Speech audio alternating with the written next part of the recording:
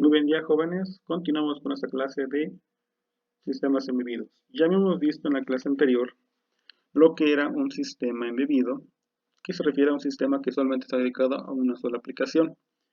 También vimos que existen los microprocesadores y algunas tarjetas embebidas, como lo son las FPGAs o incluso la tarjeta Raspberry. Habíamos comenzado a ver un poco de los microprocesadores. En esta clase ya vamos a adentrarnos más a ese tipo de dispositivos. Empezamos primero con los PICs, que va a ser el dispositivo que vamos a ver en la primera parte de esta materia. En esa imagen que tenemos aquí enfrente, bueno, que tenemos en la pantalla, tenemos el PIC 16F87A y 16F87, pero 16F877A. Este PIC es de 40 pines. Este es uno de los más recurrentes y más comunes que se puede encontrar en cualquier lado. Es fácil de conseguir, su precio oscila entre los 100 pesos. Y aquí existen kits para poder programarlos muy parecidos a los que maneja Arduino. Ese PIC tiene la desventaja de que su tecnología es CMOS, es decir, es muy propenso a que se pueda descomponer si no se utiliza una pulsera antiestática. A cualquier descarga que nuestro cuerpo mande al PIC, es muy probable que se pueda quemar. En el mejor de los casos, que se borre la información que tiene. En el peor, que hay que del PIC. Entonces hay que tener mucho cuidado a la hora de manejar estos dispositivos.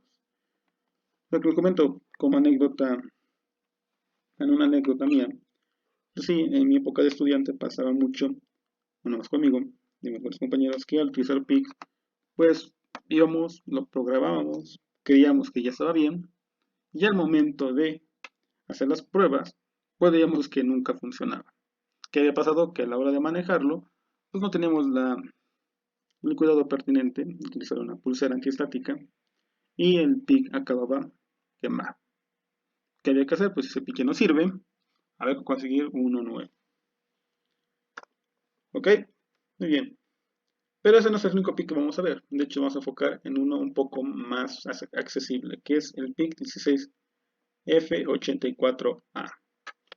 Entonces hemos dicho que un microcontrolador es una computadora completa de limitadas prestaciones, que está contenido en un chip de un circuito integrado y se destina a gobernar una sola tarea. Eso ya lo hemos visto.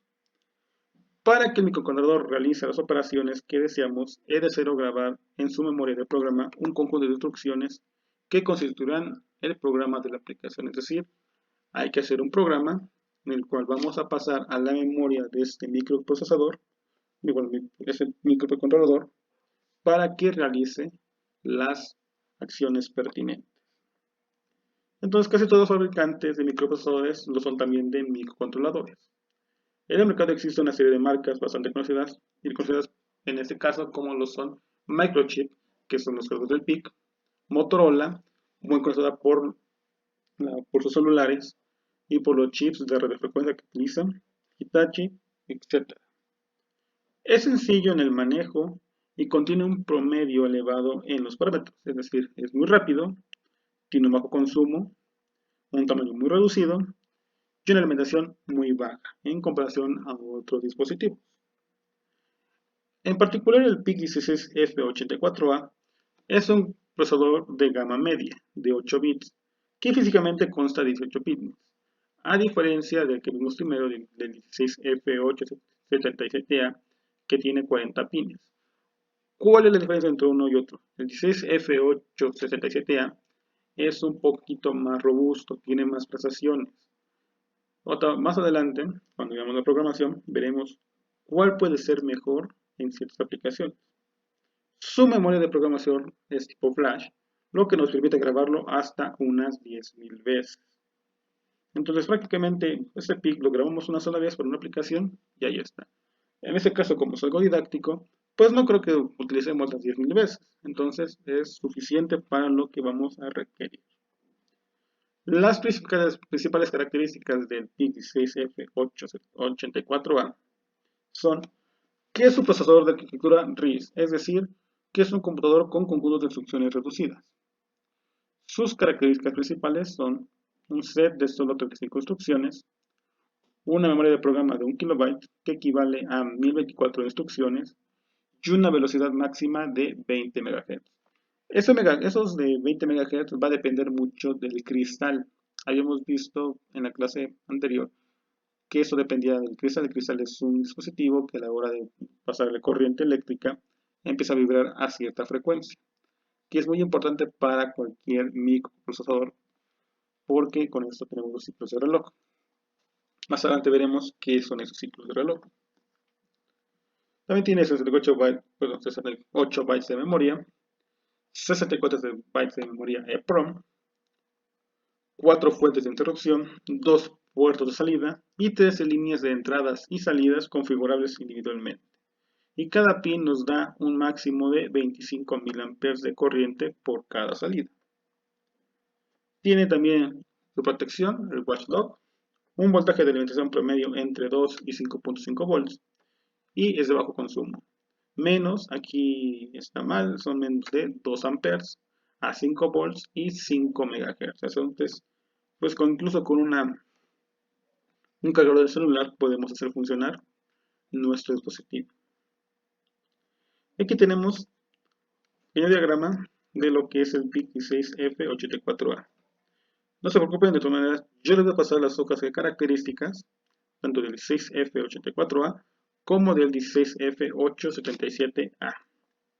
Vemos aquí sus entradas, tiene entrada 2 puertos, el RA, RA0, RA1, RA2, RA3, el puerto B, del 1 al 7, es decir, que aquí tiene sus 8 bits, aquí nada más tenemos 4 bits. Aquí en la parte de oscilación, donde va el cristal, sus alimentaciones y nada más. Bueno, de hecho son 5 bits en el puerto A y 8 en el puerto B. Entonces habíamos dicho que el pin BDD es de alimentación positiva de 5 volts, BSS es tierra, aquí están. OS S1 y OS 2 son conexiones de oscilador. Hemos dicho que de los puertos RA0 al R4 son entradas y salidas del puerto A, del RB0 al RB7 son entradas y salidas del puerto B. Entonces el PIC de microchip pertenece al tipo de procesadores RISC. Ya habíamos visto eso, que es un procesador de instrucciones reducidas. Ya vimos esas características.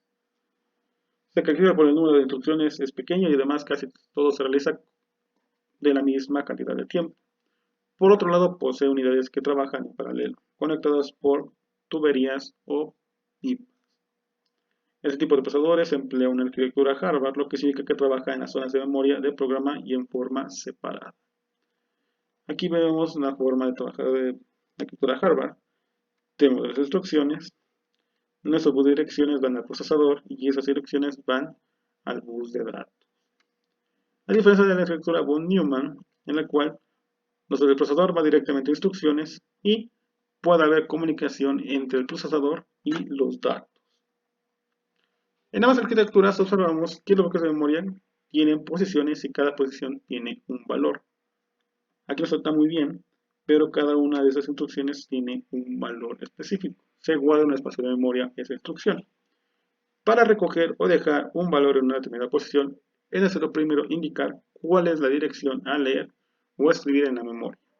En consecuencia, hay un grupo de líneas que nos permiten hacer esa función conocida como bus de direcciones. También existen bus de datos que son las líneas paralelas por donde discurren los valores de cada dirección. Entonces, cada línea de instrucción va a estar guardada en una parte de la memoria. Entonces, al momento que nosotros queremos llamar a alguna instrucción, hay que saber exactamente en qué espacio de memoria fue que se guardó esa información. En el caso de la arquitectura von Neumann, podemos apreciar que existe un único bus de direcciones y de datos. Podemos apreciar cómo cada posición de memoria tiene una dirección y a su vez la memoria se divide en memoria de programa, conocida como ROM, y memoria de datos, conocida como memoria RAM. En el caso de la arquitectura Harvard, existen dos bloques de memoria separados, un bloque para instrucciones y otro para datos. Hay dos buses independientes de direcciones y el bus de instrucciones solo tiene una sola dirección, a diferencia del bus de datos que es de naturaleza bidireccional. Todo eso sugiere que puede existir una dirección, por ejemplo, la dirección 0. Entonces tenemos una instrucción en la posición 0 y también un dato en la posición 0. En el caso de la arquitectura von Neumann, es la dirección del programa o de instrucción, pero no de ambas. Entonces, en el caso de la arquitectura Harvard, podemos tener un dato, bueno, una instrucción en la posición 0 y también un dato en la misma. Pero en von Neumann no, es necesario que sean direcciones separadas. Entonces va a depender mucho de la arquitectura del dispositivo. Entonces, la arquitectura Harvard mejora el ancho de banda porque base de datos es de 14 bits frente a los 8 bits de un bus tradicional con Neumann. Por tanto, en una sola lectura puede llevar mayor calidad de datos. Se ha señalado que el microcontrolador posee varios elementos en forma interna, lo que es el procesador, la memoria de programa, memoria de datos, periféricos y controladores. Cuando se programa el microcontrolador debemos tener siempre en mente qué es lo que se hace. Cuando lo prendemos asume un valor por defecto. El valor de programa asume la posición 0, por tanto el microcontrolador toma la instrucción que se encuentre en la posición en la memoria del programa y lo ejecuta. Al momento de ejecutar, procede a informar si se ha llevado a cabo alguna operación en particular registrada en el registro de estado, status. Más adelante, cuando veamos ya la programación, veremos a qué se refiere esto. En principio, simplemente cuando enseñamos el PIC, va directamente a la posición por default, que es la 0. Entonces, lo que tengamos ahí es lo que va a ejecutarse al momento de encender. Entonces, ¿qué pasa? Entonces, en las instrucciones de salto de bifurcación, evaluará las condiciones para saber si continúa o no con la siguiente instrucción. En caso de que no sea así, saltará a otra posición de memoria. En caso de que el programa haga una llamada a una función guardada en la pila, el valor de contador del programa ejecutará la rutina y al momento que termina, restituirá el valor correspondiente para seguir en la siguiente instrucción. Entonces, dependiendo de lo que tengamos ahí, puede ejecutar tal vez un salto de línea, irse a otro programa, hacer un llamado, pero va a depender mucho de qué tengamos programado en el PIC. Aquí vemos lo que serían ciclos de reloj. Entonces vemos lo que tarda un ciclo de reloj, que es un ciclo de instrucción traería 4 ciclos de reloj. Una ejecución y búsqueda traería los dos mismos 4 ciclos de reloj, que son ciclos de instrucción. Ejemplo de tabla, bus de tabla, ejecuta en 3, en 4. Aquí vemos cómo sería el tiempo que se va a tardar en ejecutar una instrucción. Aquí vemos que para un ciclo de instrucción va a ejecutar 4 ciclos de reloj. ¿Cuándo va a ser un ciclo de reloj? Vemos que en el PIC16 F84A la frecuencia máxima de reloj es de 10 MHz, es decir, la determina un ciclo de reloj de 100 nanosegundos. Como sacamos ese dato, recuerden que frecuencia es igual a 1 sobre tiempo. Entonces el ciclo de instrucción es el que se ejecuta en la mayoría de las instrucciones. Se compone de 4 ciclos de reloj. Que a 10 MHz se supondría una duración de 400 nanosegundos por instrucción.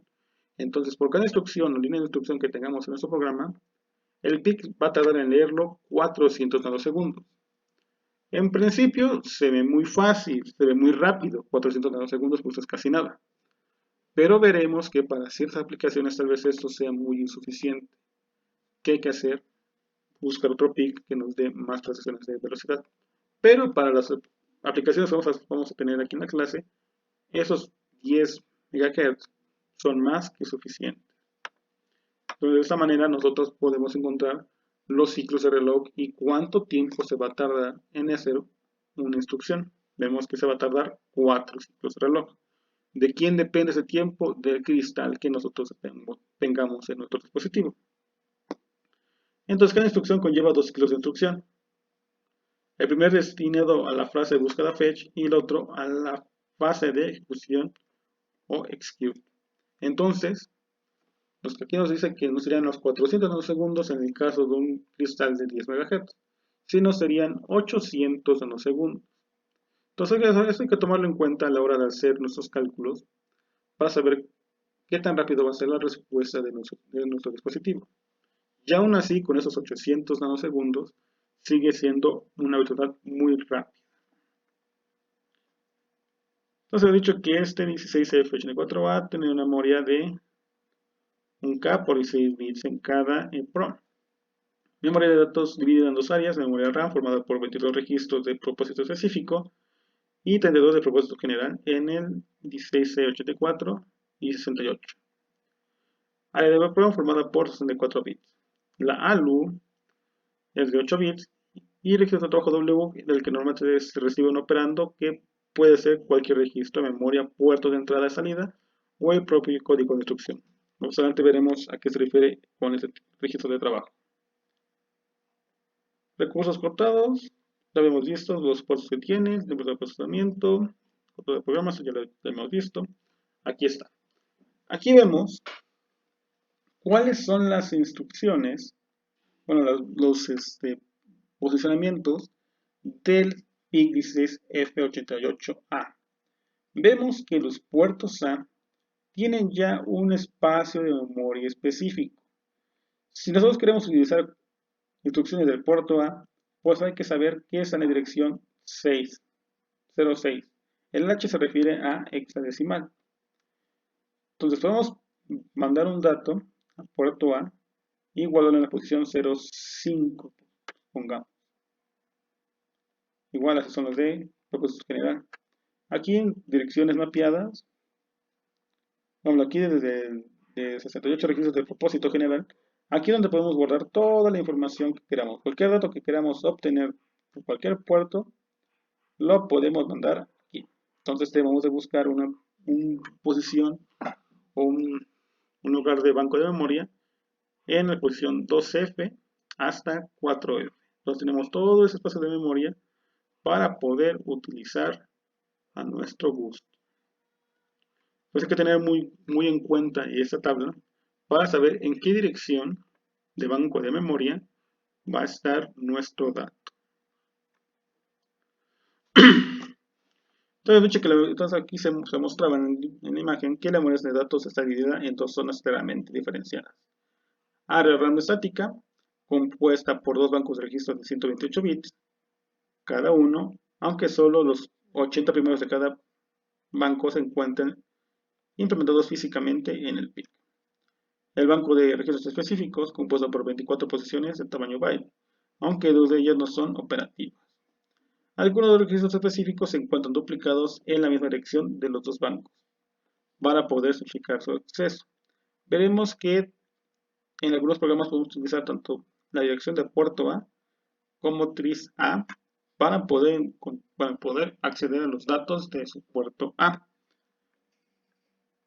Entonces vemos que a veces están duplicados para poder acceder de ellos desde cualquier lado. Entonces, los bancos de registro de estatus o estado se encuentran en la posición 03 y 83. El banco de registro de propósito general, formado por 68 posiciones de memoria, de los que solo son operativos las 36 posiciones del banco 0. Porque los del banco 1 se mapean sobre el banco 0. Es decir, cuando se apunta a un registro general del banco 1, se accede al mismo del banco 0. Para la selección del banco, acceder hay que manipular el bit 5 RP0 del registro estatus. Todo esto es forma de acceder a los bancos, vamos a verlos cuando ya entremos a la parte de programación. Ahora no nos ocupen con esto. El área de memoria PROM se dispone de 64 bits, donde opcionalmente se pueden almacenar datos que se pierden al desconectar la alimentación. Vemos que el puerto A tiene direcciones 05 del banco 0, dispone de 5 bits, ya hemos visto mucho esto. Su registro de configuración es el tris A, que es igual a la dirección 05, pero del banco 1. De R0 a R3 admite niveles TTL de entrada y CMOS de salida. Niveles TTL de entrada se refiere a los valores de voltaje. Un nivel TTL son 5 volts para un valor de 1 y de 0 a 0.5 para un valor de 0. Y en el caso de tecnología CMOS, el valor de voltaje que detecta como 1 es de 3.3. Y para valor de 0, entre 0 igual los 0.5 volts.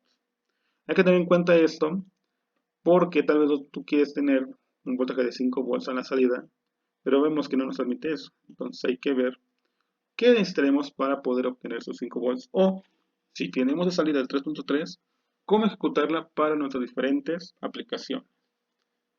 Cada línea de salida puede suministrar una corriente máxima de 20.000 amperes, lo hemos visto. Si esta fue recomendada, puede absorber una corriente máxima de 25.000 amperes. Estos últimos dos datos son importantes a la hora de realizar nuestras aplicaciones. Vemos que nada más nos puede dar 20.000 amperes por pin. No le podemos exigir más porque dañaríamos el propio pic. Al igual que si lo alimentamos con una corriente arriba de 25.000 amperes, corremos el riesgo que se lo queme el pic. Entonces hay que tener cuidado con el sentido. Por eso tenemos que protegerlo tal vez con un autoacoplador o otro dispositivo para separar la parte que se va a tratar del controlador con tal vez un motor o algún otro dispositivo robusto que requiera ese control. El puerto B va a direcciones 06, hexadecimal del banco 0, formado por 8 líneas dentro de salidas que van desde RB0 a RB7. Y su de conclusión está igual en dirección 06, pero del banco 1. RB0 tiene doble función, que es entrar y salir del puerto, y la petición de interrupción externa. Para poder programar, es necesario contar con herramientas en hardware y software. Hardware sería básicamente el PIC y un grabador de PICs. El grabador de PICs cuesta alrededor de un económico entre 300 y 400 pesos. Un grabador de PICs diseñado por la compañía Microchip anda rodando entre los 1.000 y 5.000 pesos, dependiendo de las características que queramos. Pero con uno genérico, uno económico, puede servir para esta clase. Y software, pues el software que ya subimos, que les pasé, que es el